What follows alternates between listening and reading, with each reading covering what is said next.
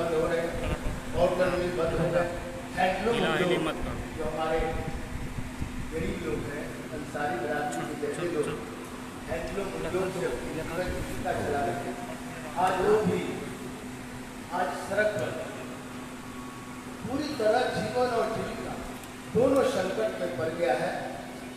बाढ़ से, अपराध से, कोरोना से और उद्योग के ठप हो जाने। आज बेरोजगारी का जो आलम है ये कहने की जरूरत नहीं। सबसे ज्यादा बेरोजगारी बिहार में और सबसे ज्यादा बेरोजगारी सीमांचल में, सबसे ज्यादा पलायन सीमांचल इलाकों से है। ये दुखद बात है। आज सीमांचल जहाँ खड़ा है वो क्योंकि मैं इसीलिए कहा कि 30 बरस से बिहार में 30 वर्षों के शासन काल से चीनी उद्योग बंद हो गए, राइस मिल बंद हो गया, आपको कॉटन मिल बंद हो गया, जूट मिल बंद हो गया, सारे उद्योग ठप हो गए, जिससे 3 करोड़ से ज़्यादा हमारे जो श्रमिक हैं, मजदूर हैं, वो बिहार से बाहर जाने के लिए मजबूर हो गए। रोजी रोटी के लिए तलाशने के लिए बाहर जाने के लिए मजबूर हो गए। इसकी जिम्मेदारी कौन लेगा? इसका जिम्मेदारी आज ये यक्ष प्रश्न हम लोग खड़ा कर रहे हैं। इसकी जिम्मेदारी किसकी? कौन है जो सीमांचल में कहा था कि अलीगढ़ विश्वविद्यालय का ब्रांच होगा और 2014 में तो यहाँ पर घोषणा किया गया था और आज 2020 है, 6 साल हो गया है। जमीन जंदोज आज देख लीजिए क्या स्थिति क्या है, ब्रांच में स्टेटस क्या है, एजुकेशन का सिस्टम, बीएड का आप पता कर लीजिए, एमए, बीएड का केवल चला है और एमबीए और इसके बाद पीटीसी हो गया, इसके बाद वो ठप हो गया, कुछ नहीं हो रहा। यही नहीं, आप सीमांचल इलाके में तो अभी जो मक्का की खेती है, सीमांचल में पैर मक्का की खेती, कहीं एमएसपी मिल रहा है क्या? जो समर्थन मूल्य है वो नहीं मिल रहा। कारण अभी तो एक नया कानून आ गया, कहा है कॉर्पोरेट नहीं, अब कृषि उत्पादन कॉर्पोरेट के द्वारा एक बिचौलियों को हटाया गया, छोटा बिचौलिया आरतिया के नाम पर, और कहीं मंडी स्ट्रक्चर नहीं है, और बड़ा बिचौलियों को अब रिलायंस, अंबानी आपका कृषि उत्पादन खरीद करेगी तो पहले ठेका लेंगे। जब मक्का लगेगा नहीं, मक्का फलेगा नहीं, उससे पहले कहेगा इतना खेती हमको दे। तो ये फिर से औने पौने दाम में मक्का का दाम मिलेगा। 1800 प्रति क्विंटल दाम है और आज देखिए क्या हाल है यहाँ, 900, 900, 1100, 1200 क्विंटल देने औने पौने दाम में मक्का जो पैदा करते हैं किसान, उसको बेचने के लिए मजबूर होना चाहिए। चारों तरफ से बेबसी और लाचारी की सीमांचल में रखा गया। इसीलिए बाढ़ का जो स्थिति है, महानंदा का जो कटाव जारी है, अभी तो तुरंत कटाव हुआ। हमारे ये अध्यक्ष हैं AIMIM के प्रदेश अध्यक्ष खुद अभी गए थे, यहाँ माननीय विधायक बैठे हैं, ये लोग खुद मेहनत कर रहे हैं, एक जगह जा क्या स्थिति है। मजीद साहब है यहाँ बैठे हुए, इस पर कैद किए हैं इन लोगों ने। अभी चारों तरफ से कोई पैकेज सीमांचल को नहीं दिया। सीमांचल को कहा गया स्पेशल स्टेटस आर्टिकल 371 के तहत क्या होगी, जितने प्रपोर्शन की घोषणाएं हुई है, इससे क्या हुआ? सीमांचल क्षेत्रीय विषमता का हब बन गया। सबसे ज़्यादा क्षेत्रीय इम्बैलेंसमेंट, डिस्पैरिटी और क्षेत्रीय असंतुलन और क्षेत्रीय विषमता सीमांचल में है। क्योंकि सीमांचल एक ऐसा इलाका है जहाँ से न केवल नेपाल जुड़ता है बल्कि पश्चिम बंगाल, आसाम, यहाँ से सिलचर तक का सीधा रास्ता है। लेकिन आज सीमांचल की हालत बहुत, चाहे चाय बागान में लोग हमारे लोग हैं, घी का क्या हाल है, मक्के का क्या हाल है, जूट का क्या हाल है, इसी का सपोर्ट पड़ा है। और ये लोग बड़ी बड़ी बातें कहते हैं, लेकिन हम इसीलिए अभी माइग्रेशन में सबसे ज़्यादा आप देखिएगा ट्रेन से, यहाँ से लोग सीमांचल से लोग जाते हैं दिल्ली, और वहाँ जा करके क्या क्या यातना है, उनको किस तरह से टॉर्चर किया जाता है, बाहर खाने से क्या परेशानी होती है, ये आप लोग खुद जानते हैं। और देश की हालत तो ये है कि अभी 15 लाख करोड़ हो गया है NPA, non performing assets. आने वाले 2022 में सारे बैंक डिवाइस -29 का मतलब क्या है? मतलब ये है तिमाही में, एक तिमाही में 50 लाख करोड़ का डेफिसिट हो गया। यदि तो एक साल का जोड़िएगा तो 2 लाख करोड़ का घाटे में चला गया देश। कहाँ खड़ा है? पूरी तरह देश का भेद बेचा जा रहा है, रेलवे बेचा जा रहा है, सारे जो अंडरटेकिंग कंपनी है सबको बेच दिया गया। बहुत ही खराब हालत में ये देश है। और जो सांप्रदायिकता का माहौल है, इतना आक्रामक सांप्रदायिक ताकत कभी भी मुल्क में नहीं हुआ। आज बिल्कुल खतरनाक ढंग से देश गुजर रहा है, क्योंकि हमारा जो संविधान है, हमारा संविधान का सेकुलर ढांचा, आज सेकुलर ढांचा संविधान पर भी प्रशिक्षण उठा रहे हैं। इसीलिए हम लोगों ने एक UDA से एक गठबंधन बनाया है, यूनाइटेड डेमोक्रेटिक सेकुलर अलायंस। इसके तहत समाजवादी जनता दल डेमोक्रेटिक और AIMI और प्लस कई पार्टियां इसमें अभी तक जो शामिल हुआ है। और आप कल तक इंतजार करिएगा, परसों तक 2 दिन और, तो आपको पता चलेगा कि इसका आकार क्या बन गया। आकार बनने की पूरी संभावना है। अभी AIMI, समाजवादी जनता दल डेमोक्रेटिक, वाजिब अधिकार पार्टी और संयुक्त किसान विकास पार्टी, ये इतना 4 दल अभी आ चुका है इसमें। और भी संयुक्त जनतांत्रिक सेकुलर गठबंधन में और दलों से बातें हो रही हैं। और मैं समझता हूँ 2-3 दिनों में आप खुद ही आपको मालूम होगा कि यह जो गठबंधन है उसका आकार क्या हो गया। हम लोग बेसिक सवाल उठाते हैं, जो कि 15 साल बना, 15 साल का मतलब क्या है?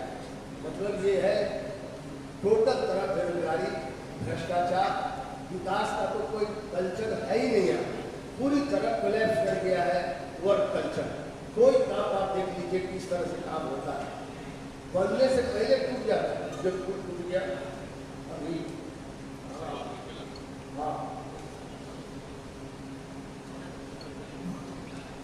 का इलाके में ये टूटा है, बनते ही टूट जाता है। ऐसा अद्भुत देखिए, इतना बड़ा यहाँ एस्टीमेट घोटाला, कोई काम कल्चर वर्क का नहीं है। इसीलिए हम लोगों ने एक गठबंधन किया है। और बिहार का जो चुनाव, इस चुनाव में इस कोरोना काल में चौंकाने वाला रिजल्ट होगा बिहार। मैं इसीलिए कहना चाहता हूँ, जो लोग अभी उस नज़र से नहीं देख रहे हैं, कुछ दिनों में पता लगेगा। और मैं समझता हूँ, मुझको उम्मीद है, विश्वास, जनता सब कुछ देख रही है। और इस बार जो लोग जनता के वादों पर कपूर संघ की सौगात अभी दिया जा रहा है, हर बार चुनाव में दिया जाता है। होली का गाली और चुनाव का घोषणा दोनों बराबर है। ये देख रहे होंगे आप कितना सरकार सौगात लुटा रही है। यहाँ तक कि कह रही है कि हम जनधन योजना में 30,000 करोड़ ले लो। इसके बाद कहते हैं 18,000 करोड़ किसान सम्मान निधि योजना। इसके बाद कहते हैं गरीब कल्याण योजना में 50,000 करोड़। इसके बाद कहते हैं मनरेगा में 1 लाख करोड़। सब मिला के 2 लाख करोड़ खैरात बांट रहे हैं और लूट रहे हैं। कितना? GST नहीं है पेट्रोल पर, और डीजल पर कहीं GST नहीं लगाया है। 10.5 लाख करोड़ रुपया आप 10.5 लाख करोड़ की लूट हो रही है हर जनता के आवाम के जेब से। मैं इसीलिए कह रहा हूँ, अंतर्राष्ट्रीय मार्केट में डीजल और पेट्रोल जब $200 प्रति बैरल था, अमेरिकी बैरल ये डॉलर है, इस डॉलर के हिसाब से जब कच्चा तेल अंतर्राष्ट्रीय मार्केट में $200 प्रति बैरल था, तब दाम कम था। अब 20 से $30 प्रति बैरल दाम हो गया है पेट्रोल और डीजल। तो अब ये GST और इससे मुक्त है, अब इससे सारे मुनाफा हो रहे हैं। एक जेबी से आंख में मोतियाबिंद जनता को डाल के और तब इस तरह से लूटा जा रहा है। पेट्रोल और डीजल में जो लोग जाएंगे पेट्रोल पंप पर उनको उतना पैसा देना पड़ेगा पर लीटर, लेकिन दिखाई नहीं देता। दिखाई क्या दे रहा है? 2,000 रुपया 4 महीने में, 3 किस्त में 6,000 रुपया किसान को दिया गया, 600 रुपया जनधन योजना में दिया गया। ये बताया जा रहा है गरीब कल्याण योजना में दिया गया, लेकिन 2 लाख करोड़ वो बांटते हैं, 10.5 लाख करोड़ जेबी से लूट लिया जाए। इस पर भी नजर दौड़ाना पड़ेगा। इन्होंने कहा था कि किसान का हम आमदनी दोगुना करेंगे। तो किसान का आमदनी तो आज मक्का की खेती का हमने चर्चा किया सिंपल पहले, तो किसान की आमदनी 0 है, ये डबल करेंगे तो डबल 0 हो जाएगा। आप बताइए, आप जब आमदनी 0 है किसानों का, ये डबल करेंगे आमदनी तो 0 + 0 हो जाएगा, 2 0 हो जाएगा। आमदनी है ही तो डबल कहाँ से? सिंचाई का खेत का जो 1 कट्ठे खेत में कल ट्रैक्टर से जुताई होती थी, जोतने में उसमें डीजल लगता था 100 रुपये। आज 400 रुपये महंगाई बढ़ जाने के कारण 400 रुपये में एक कट्ठे खेती का आप सिंचाई होगा। सिंचाई चौगुना हो गया और दाम पर है तो गुना बढ़ा देंगे, कर्ज माफ कर देंगे। ये सरकार 3 टांग पर खड़ा है। मैं कंक्लूड कर रहा हूँ। 3 टांग समझ रहे ना आप, समझ ही रहे हो। पिलर पर ये गवर्नमेंट जो स्टैंड कर रही है, देयर आर 3 पिलर्स। पिलर्स मतलब टांग मतलब स्तंभ। पहला स्तंभ है कैची स्लोगन, आकर्षक नारा। दूसरा पैर है सरकार का, वो है भावनात्मक सपना। भावनात्मक सपना दिखा रहे, सेंटिमेंटल ड्रीम। और तीसरा है झूठी आशाएं, जो कि सौगात मांगते हैं। यही बुनियाद है इस सरकार की। ये जो सरकार है, डबल इंजन की सरकार, एनडीए की सरकार, केंद्र से लेकर राज्य तक, यही 3 पैर पर 3 टंगा सरकार। पहला है आकर्षक नारे, मतलब कैची स्लोगन। बड़ा अच्छा नारा देता है, इतना बढ़िया नारा देगा, लोगों को लुभा लेते हैं। दूसरा देता है भावनात्मक सपना, सेंटिमेंटल ड्रीम्स। और तीसरा है इनका झूठी आशाएं, फॉल्स होप। यही 3 पैर पर ये सरकार खड़ा है। इसीलिए सीमांचल की हालत आज सबसे ज्यादा आर्थिक स्थिति में सीमांचल। इसीलिए हम लोग यहाँ गरीब लोगों को, वंचित लोगों को, दबे कुचले लोगों को, दलित समाज को, समाज में जो सबसे गरीबी रेखा के नीचे जो लोग हैं, उनको उठाने के लिए हम लोगों ने संकल्प लिया है। आने वाले चुनाव में हम लोग अपराध मुक्त बिहार चाहते हैं, हम लोग बाढ़ सुखाड़ मुक्त बिहार चाहते हैं, हम लोग रोजगार उन्मुख बिहार चाहते हैं, विकसित बिहार चाहते हैं। बिहार की शिक्षा तालीम की जो हालत है उसको हम लोग स्तर को बढ़ाना चाहते हैं। हम लोग ऐसा बिहार चाहते हैं। ये डॉक्यूमेंट है हम लोग के पास, हमारा डॉक्यूमेंट विजन है इस गठबंधन के पास। हम लोग इस तरह का बिहार चाहते हैं। और 15 साल बनाम 15 साल का मतलब है, जर्मनी में होटल में जब जाइएगा, हम लोग गए, भारत सरकार में मिनिस्टर थे, 2 रुपये किलो गेहूँ, 3 रुपये चावल वाला प्रोजेक्ट हमने भी पास किया देवगढ़ यूनिवर्सिटी, जिससे आज गरीब लोगों को कोरोना में 2 रुपये किलो गेहूँ, 3 रुपये किलो चावल मिला। वरना कोई रास्ता नहीं था जीने का, भूखमरी मिटा देश भर में। एक परिणाम तक पहुँचे हम लोग। जब हम लोग कानून बना रहे थे, उसी समय हम लोग चाहे कि और कुछ देशों में देखें, ये कानून है कि नहीं। गरीब लोगों को, गरीबी रेखा के नीचे 36 करोड़ लोग, आज तो 40 करोड़ लगभग है, इसको 2 रुपये किलो गेहूँ, 3 रुपये किलो चावल। ये योजना हमने लक्षित साधनी वितरण प्रणाली योजना हमने देवगढ़ की यूनिवर्सिटी में लागू किया। तो जर्मनी गए तो कहा कि डू यू लाइक कॉफी और टी? नेक्स्ट अल्टरनेटिव बिहार यहाँ जर्मनी का होटल बना दिया है 30 साल में। या तो कॉफी पीजिए या चाय पीजिए, या तो एनडीए में रहिए चाहे इधर यूपी में, दूसरा कोई रास्ता नहीं। हम लोग ने एक रास्ता खोजा है, जोखिम जरूर है, लेकिन यह रास्ता जनता के हित के लिए है, गरीबों के हित के लिए है, अल्पसंख्यकों के हित के लिए है। और तमाम जो एब्सोल्यूट क्लास वंचित कम्युनिटी है, उनको हम मुख्य धारा में लाना चाहते हैं बिहार में। इसीलिए हम लोग कहते हैं, हम लोग नो कॉफी 15 साल, नो टी 15 साल। अब हम लोग नया विकल्प, नया संकल्प यदि हमारा हो जाएगा, विकल्प वही है जहाँ संकल्प। हम लोग यही कहते हैं, नया विकल्प, नया बिहार, बेहतर बिहार, नया संकल्प के साथ हम लोग ये गठबंधन किए हैं। और जिन लोगों के दिमाग में पूरा कर्कट भरा हुआ है, जो लोग केवल जातीय गोलबंदी करते हैं या सांप्रदायिक गोलबंदी करते हैं, उनको समझ में आना चाहिए। समाजवादी दर्शन का डॉक्टर लोहिया ने कहा था, घर में अपने भाई को डरा के मत रखो, डर घर को तबाह कर देता। और सांप्रदायिकता सबका खराब है, लेकिन जिसकी आबादी ज्यादा है उनकी सांप्रदायिकता ज्यादा खतरनाक इसलिए होगी कि सत्ता में रहने वाले लोग रत्ती भर सांप्रदायिक होंगे, बहुत बड़ा खतरा होगा, जैसे मऊ लिंचिंग। लेकिन विपक्ष में रहने वाला क्विंटल भर भी सांप्रदायिक होंगे तो उसका बात फैलेगा नहीं। इसीलिए सांप्रदायिकता सबका खराब है। हम लोग किसी भी तरह सांप्रदायिकता को शिकस्त देने के लिए चुनाव में जहां जहां महागठबंधन या सो कॉल्ड गई, अब तो महागठबंधन है नहीं, बिखर गया बिहार में। लेकिन जो अपने को अभी भी समाजवादी मुखौटा लगा करके पड़े हुए हैं, कहते हैं हमसे सो कॉल्ड सेकुलर, जेहनी तौर पर सेकुलर नहीं है, वो सियासत के लिए सेकुलर है। ऐसे जो ताकते हैं, जहां कमजोर उम्मीदवार देगा सांप्रदायिकता के खिलाफ, वहां हम लोग अपना उम्मीदवार खड़ा करेंगे ताकि सांप्रदायिक शक्ति वहां जीते नहीं। यहाँ क्या हुआ आपके यहाँ किशनगंज में, यदि अब्दुल इमाम साहब खड़े नहीं रहते पार्लियामेंट में तो कांग्रेस को ये सीट हासिल किसी हालत में नहीं होती। कहते हैं हम लोगों पर ये लोग वोट काट रहे हैं। अरे हम लोग तो सभी जगह सेकुलर ताकत को शिकस्त दे रहे हैं, क्योंकि तुम लोग नाकामयाब हो।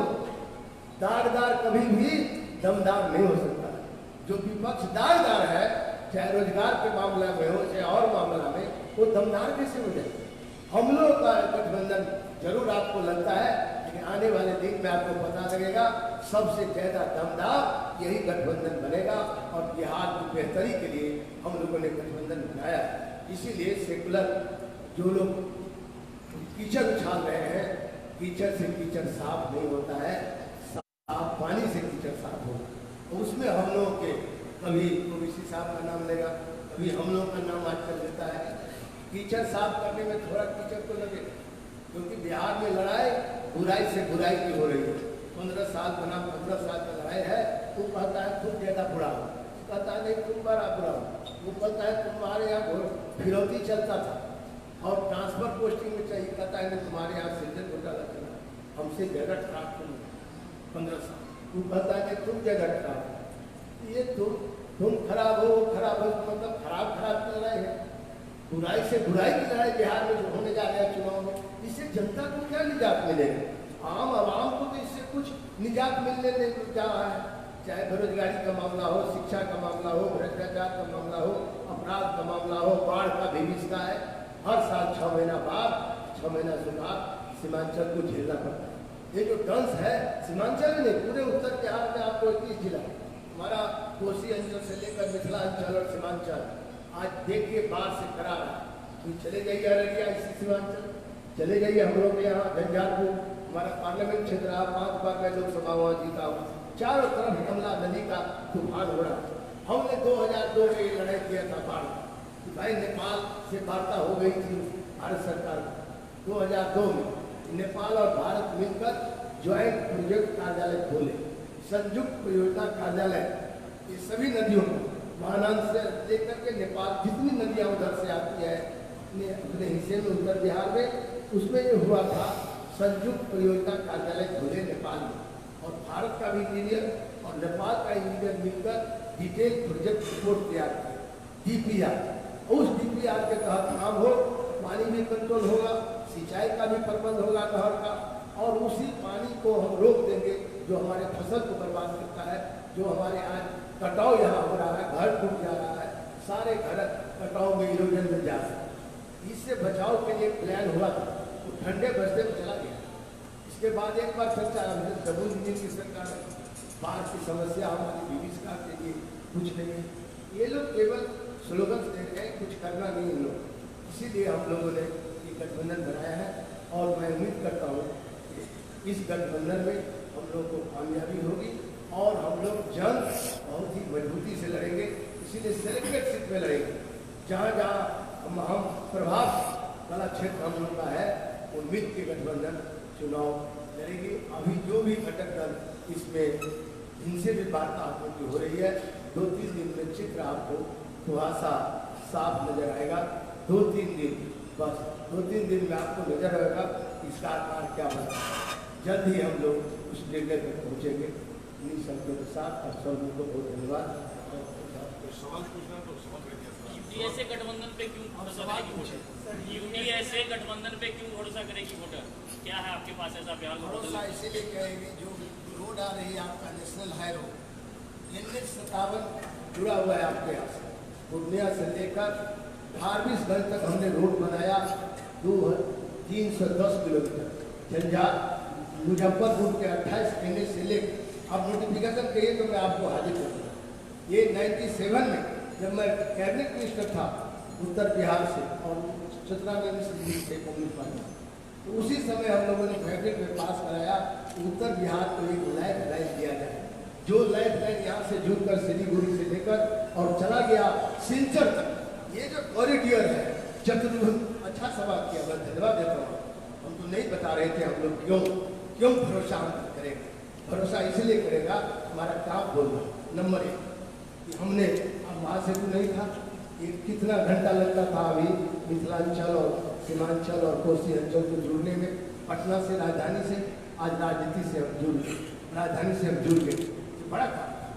इसीलिए सबसे एक life line NH57 is the life line of north India and specially north Bihar and specially Seemanchal.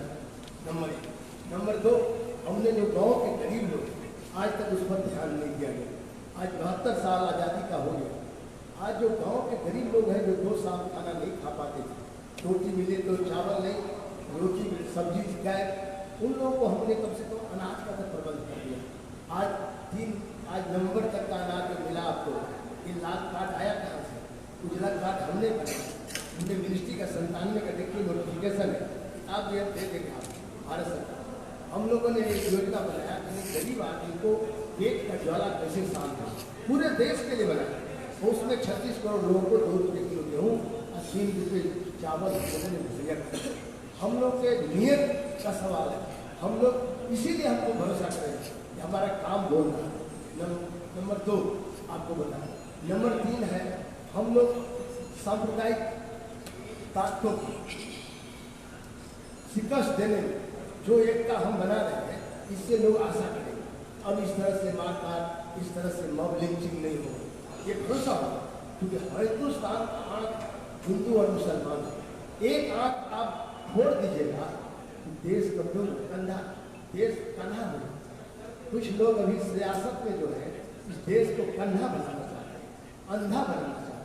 हम लोग अंधा नहीं बनाना चाहते। ये दोनों आँख लेकर ही देश हमारा मजबूत होगा, हमारा संविधान महफूज रहेगा, कॉन्स्टिट्यूशन। इसीलिए हम लोग दोनों की एकता चाहते। इतना बड़ा बृहद बड़े दिन से ही बड़ा काम हो रहा है। 3 भरोसा करने का है।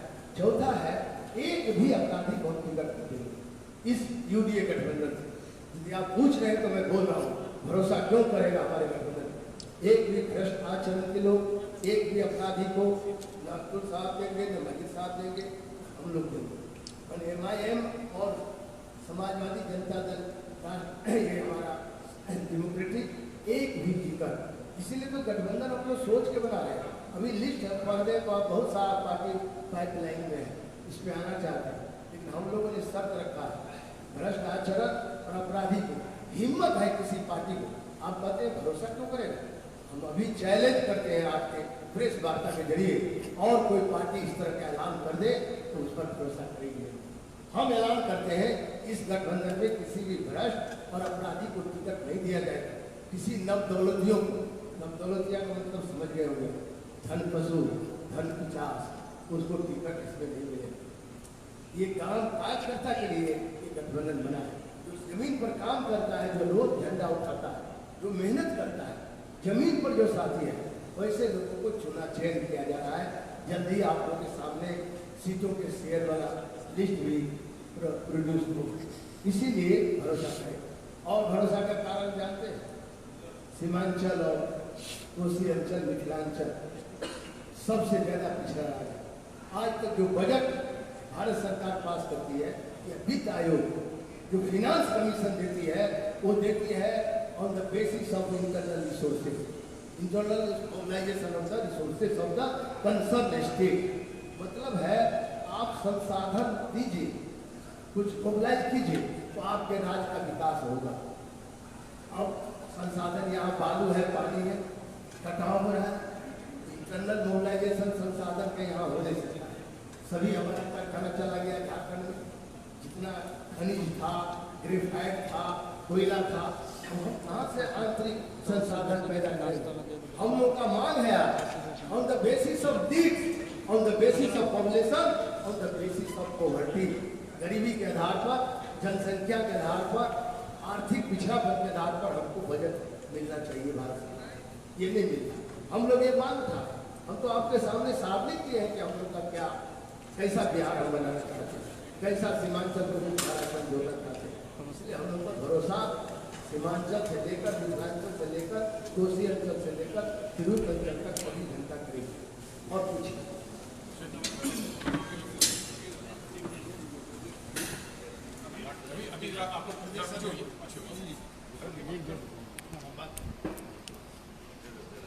देखिए, बिहार की भ्रष्ट और सांप्रदायिक सरकार के विरुद्ध जो कार्य यहाँ के विपक्ष को करना था वो नाकाम नहीं।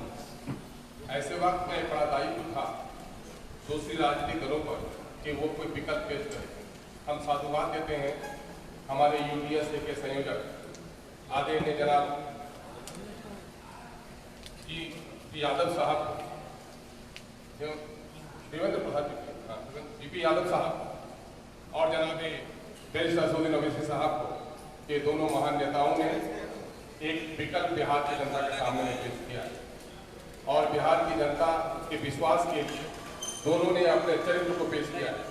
पार्टी की पॉलिसियों से ज़्यादा पार्टी के नेता का चरित्र जनता के दिमागों पर विश्वास पैदा कराता है और हमारे ये दोनों अग्रणी नेता, इनका जो राजनीतिक चरित्र रहा है वो साफ शफाफ बेदाग ही नहीं बल्कि बेमिसाल रहा है।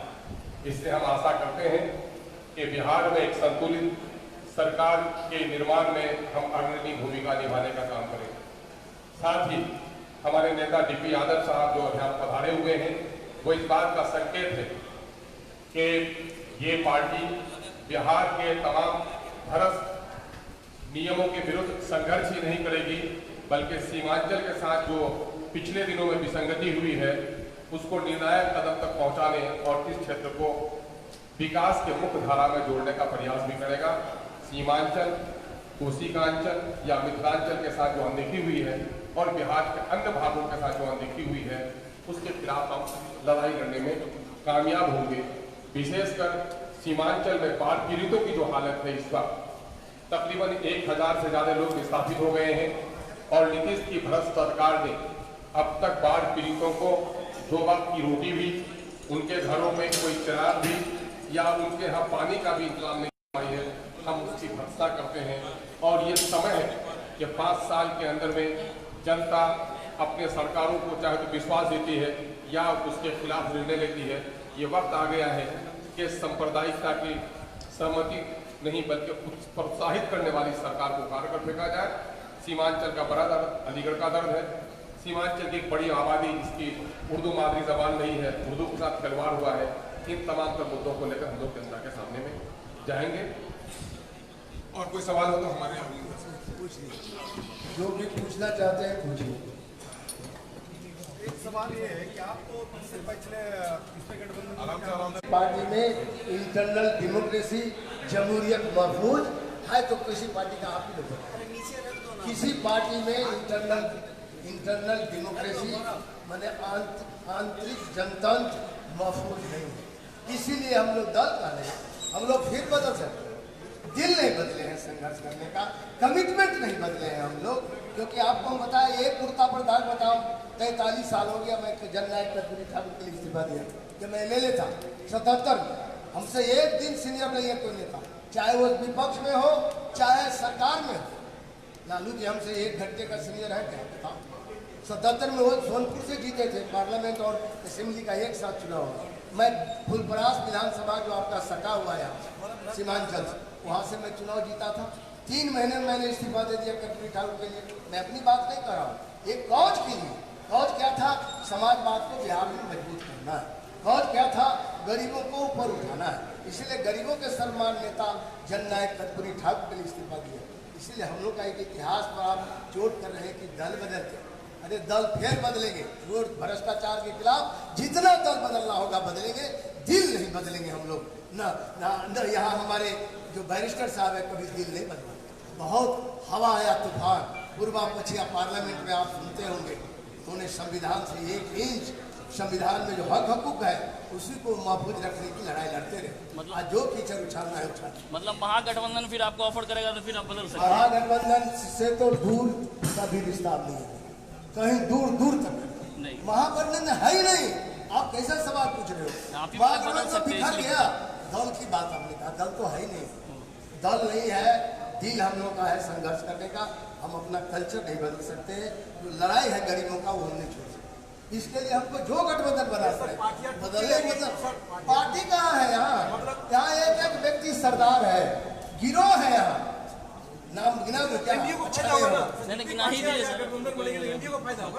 आप सब लोग जानते हैं, बहुत बात हम कहना नहीं चाहते।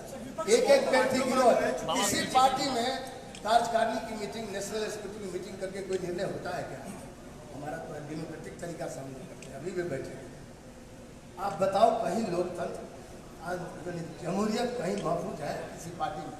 सभी लोग, अब हम बोलना नहीं चाहते थे लेकिन आप लोग जबरदस्ती बुलाना चाहते हैं तो मैं कहना चाहता हूँ, they all are democratic dictators. लोकतांत्रिक तानाशाह जैसे खतरनाक है तानाशाह। अब ये बोलना चाहते तो सुनो। मोदी जी बड़ा भारी, हिंदुस्तान का सबसे बड़ा लोकतंत्र हिंदुस्तान में, कहीं कोई मीटिंग नहीं होती है, सबने अपने दले के नेता को भगा दिया। भाई लोकतंत्र है कहाँ? लोकतंत्र आपको पार्लियामेंट में संविधान एक बचा हुआ है जो लोकतांत्रिक। मन मियाज बदलना होगा इस देश को, गरीबों के हित में। सांप्रदायिक जो पूरा कर भरा हुआ है इसको बदलना होगा। देश का मन मियाज नहीं बदला है, इसलिए भी हम लोग गठबंधन बनाए। आपका गठबंधन क्या विधानसभा चुनाव के लिए सिर्फ लंबे रेस में हम लोग बहुत लंबी लड़ाई लड़ेंगे, क्योंकि ये लड़ाई एक दिन का है। जो समाज से वंचित लोग हैं, गरीब लोग हैं, अल्पसंख्यक हैं, दलित हैं, कमजोर वर्ग, पिछड़े लोग हैं, इनकी लड़ाई तो लंबी होगी। क्योंकि हम जो आप जिनका चर्चा करते हो महागठबंधन में, आप किस प्रेस में हो? इनकलाब में लिखते, इनकलाब में जो चर्चा कर रहे हो महागठबंधन का, यहाँ खीर और खिचड़ी एक साथ पक रहा है। आप एक बात बता दो, खीर और खिचड़ी एक बर्तन में एक ही समय पकेगा? समझ रहे होंगे आप? जो मैं नहीं समझ रहे हो तो किसी दिन और थोड़ी भी समझा दीजिए। खीर खिचड़ी का मतलब है जो गरीब के विरोधी लोग हैं, जो सांप्रदायिक लोग हैं, वो सामाजिक न्याय चला रहे हैं। सामाजिक न्याय और सेकुलरिज्म एक ऐसा वसूल है, ऐसा सिद्धांत है जिसमें खिचड़ी और खीर एक बर्तन में एक ही समय नहीं पकता। खिचड़ी पकाओगे तो खीर नहीं पकता। हमारा पूरा होमवर्क हो रहा है हम लोग का गठबंधन का, और भी गठबंधन में हमारे बहुत से मेहमान आने वाले हैं, इसीलिए हम अभी बोल देंगे।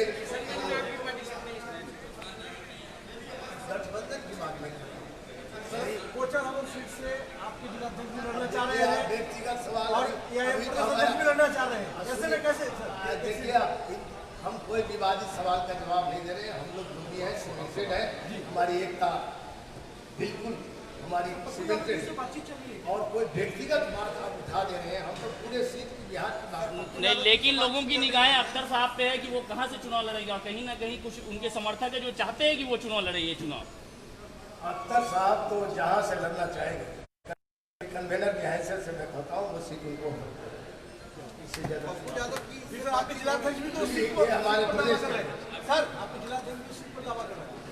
दावा करना तो बुरा नहीं ना, लोकतंत्र जमहूरियत में दावा करना कोई बुरा कैसे बोलेंगे? उनको दावा करता हूँ, उनको हमारे प्रदेश अध्यक्ष हैं और साहब लद्दन साहब, वो यहीं पढ़े हैं किशनगंज सर। और छोटी छोटी सुनिए, ये उनसे बात करेंगे, उनके मान सम्मान के लिए अख्तर साहब की सोचेंगे ऐसी बात आएगी। अभी मेरे संज्ञान नहीं लेंगे आप। हाइपोथेटिकल क्वेश्चन सर पप्पू अभी यादव तक से सामने भी बात हो रही है अपने गठबंधन को मैं लेकर। नाम इसलिए नहीं बोलता हूँ, हमारे गठबंधन में किसी के लिए, क्योंकि हम लोग लोकतांत्रिक गठबंधन है, नाम है संयुक्त लोकतांत्रिक सेकुलर गठबंधन, किसी के लिए गेट नहीं लगाया। जिनको जरूरत है हमसे बात। अब तक कितने पार्टी हैं आपके गठबंधन में? हमारी पार्टी में अभी 5 पार्टी का नाम गिना दिया हूँ, कल परसों तक और भी आप कितना समझ सीट में। ला पाएंगे आप सर इस चुनाव में? अन्य पार्टी से आपका मुद्दा क्या अलग रहेगा इस बात से? हमारा मुद्दा तो बिल्कुल क्लियर मैं करता हूँ कि हमारा जो सबसे नीचे गोदाम पर हमारा सीमांचल, कोसी अंचल, मिथिलांचल, उसको हम मुख्य धारा में लाना चाहते हैं। और हम बेहतरी के लिए सबसे ज़्यादा, क्योंकि गरीबी का कारण है बेरोजगारी, बेरोजगारी हमारा टॉप पर है, क्योंकि इसीलिए कि गरीबी के कारण ही बेरोजगारी के कारण गरीबी है। तो बेरोजगारी मुख्य मुद्दा, और इसके बाद भ्रष्टाचार मुद्दा है, इसके बाद बाढ़ और सुखाड़ टॉप प्रायोरिटी में है, क्योंकि हर साल 6 महीना बाढ़ और 6 महीना सुखाड़ यहाँ के लोग झेल रहे हैं। उससे मुक्ति का लड़ाई हम देंगे। हम किसी भी हालत में अपराधी को तरजीह नहीं देंगे, हम किसी भी सांप्रदायिक कैरेक्टर वाले लोगों को इसमें तरजीह नहीं देंगे। हिम्मत है किसी पार्टी को घोषणा करे कि अपराधी को, भ्रष्ट आदमी को टिकट नहीं देंगे, नहीं कर रहा है कोई पार्टी। कारण क्या है? कारण आप समझ रहे हो। पे लड़ेंगे वो तो छोड़ दीजिए, कितनी सीट पे जीत की उम्मीद है आपको? तो आपका मामला देखिए, किसने पे लड़िएगा? हम कामयाब होंगे इतना ही कह सकते सीट हैं, और ऐसा कामयाब होंगे बिहार के चुनाव का परिणाम आपको पता चलेगा। इस बार जिनको पता नहीं है कि हम हारेंगे वो भी हार जाएंगे। जिनको पता है कि सियासत में हमको काफ़ी धन संपत्ति है, क्योंकि यहाँ 2 आदमी इस बार जो डोर टू डोर कैंपेन होगा, जनता स्वयं जज करेगी। ये जनता सबको देख रही है और जनता मियाज बना रही है बदलाव को कोई नहीं बिहार में रोकेगा।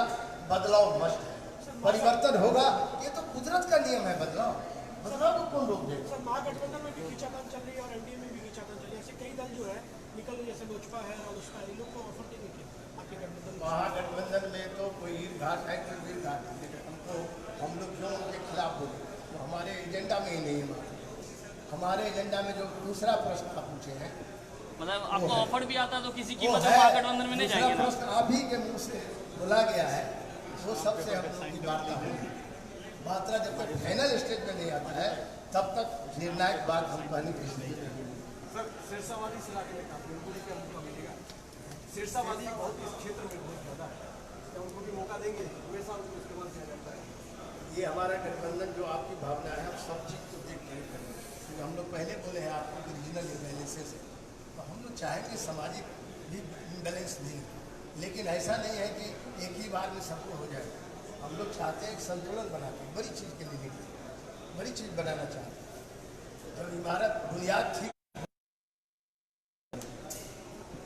सर सीए और एनआरसी के समय में चले आ रही थी कि मांझी के साथ अपना नहीं कभी तो नहीं हुआ। नहीं हुआ। इसलिए पप्पू यादव के साथ भी अटकलें आ रही है, सर क्या कहेंगे? देखिए, सीए और एनआरसी इस देश में असंवैधानिक कानून संसद से बना दिया जबरदस्ती। ये बुलडोजिंग कानून, किसी भी सरकार को बहुमत हो जाए उस बहुमत का दुरुपयोग किया, क्योंकि सीए हम 72 साल से आज़ादी के बाद इतने लंबे समय से सरकार चल रही है, सबकी नागरिकता है सीए, और अब इसको टेस्ट हो रहा है कि कौन नागरिक है, कौन बिल ला ले आए, पूरा देश रोड पर खड़ा हो रहा है। इसीलिए अभी लोग सुकम गए। सीए और एनआरसी अनकॉन्स्टिट्यूशनल है, संविधान की मूल भावना के खिलाफ, संविधान की धारा 14 के खिलाफ ये कानून बनाया गया। ये कहीं से संविधान सम्मत नहीं है, इसलिए इसके खिलाफ जो मुखालफत हुआ, जिसके चलते ये लोग चुप गए। हम लोग उस मामले में 25 जिला का हमने दौरा किया था। यहाँ हम आए थे पूर्णिया, यहाँ हम आए थे Supaul.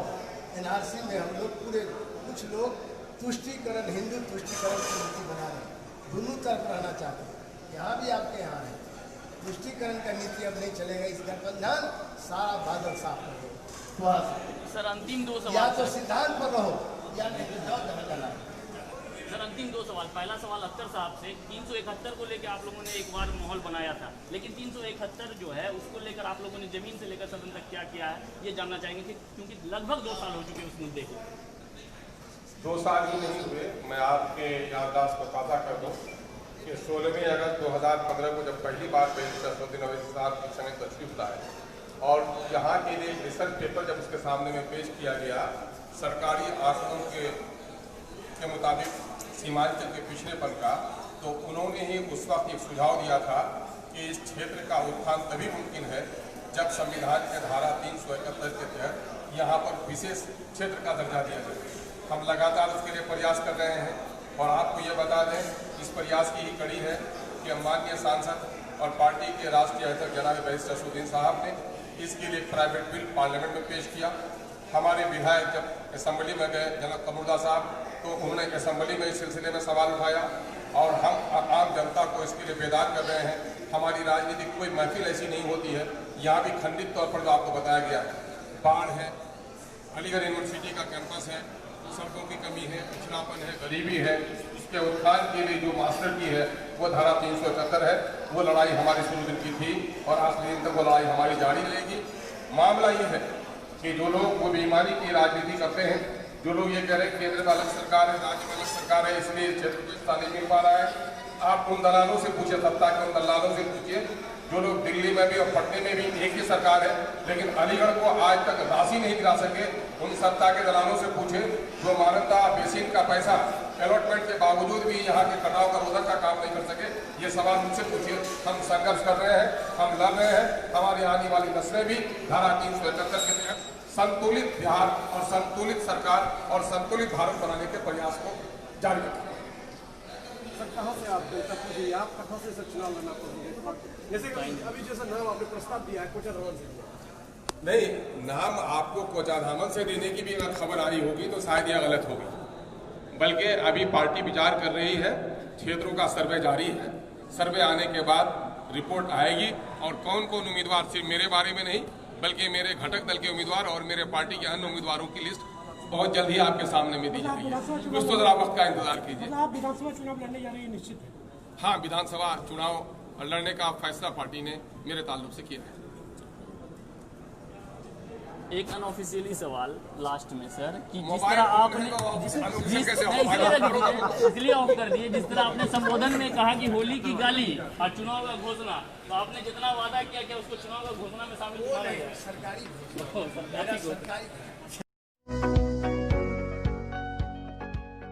Please like and subscribe my YouTube channel.